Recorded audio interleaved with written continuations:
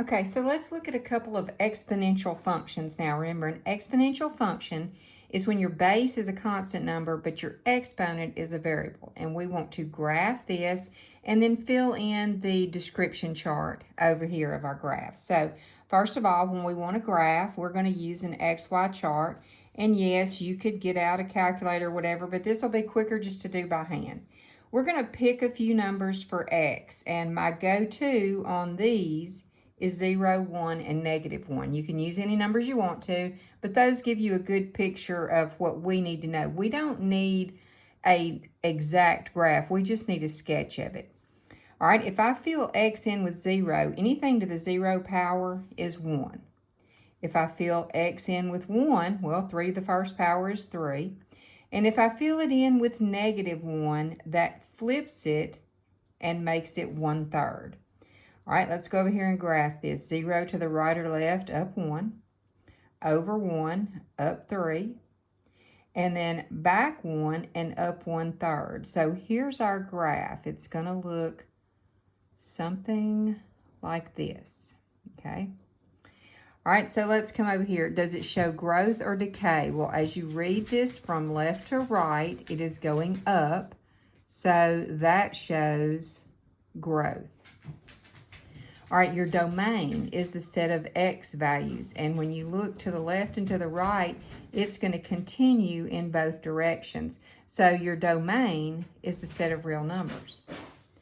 All right, your range is your up-down values. So you see it approaches 0 here at the x-axis, which refers to your y values. So your range is going to be y, such that y is always greater than 0. Your y will never be 0. All right, now your x-intercept, where does it intersect? Your y-intercept, where does it intercept the y-axis? Right there at 0, 1. Where's your asymptote? Well, it's here at y equals 0. All right, your increasing interval, where does this increase? Well, if you start here at the left and you read to the right, it's increasing over the whole thing. It just continues. So we're going to increase over the interval of -infinity to +infinity. All right, where does it decrease? None. There is no decrease interval. All right, in behavior, as x approaches infinity, what does f of x do? Now, we're only looking at the end, remember? So as you go this direction towards +infinity, what does your end do? It goes up. It goes towards +infinity as well. Now, as x approaches -infinity, which means as it goes this direction, what does the end of your graph do?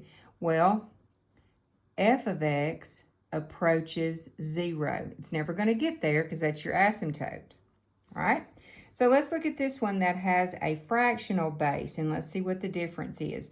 Once again, we're going to start with an XY chart, and I'm going to pick 0, 1, and -1. If I put 0 in, anything to the 0 power is 1. If I put +1 in, then y is 1/3.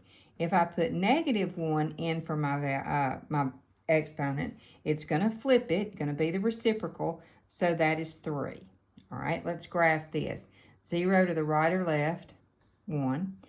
Over 1, up 1/3 this way, and then back 1, up 3. So this graph is going to go this direction on this end and this direction on this end, all right? Is it growth or decay? Well, as you go from left to right, this decreases, so it's decay. All right, what is your domain? Oh, all along the x-axis, your domain is still the set of real numbers. Now, what is your range?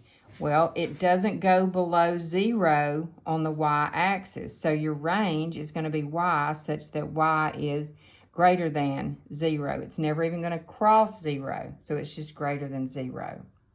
Your y-intercept, once again, is at 0, 1. Your asymptote, y is equal to 0. All right, where does this increase? From left to right. It doesn't have any increase, so that's a none. Where does it decrease? Well, when you start here, it's constantly decreasing. So your interval of decrease is negative infinity to positive infinity. All right, now our end behavior. As x approaches positive infinity, what does f of x do?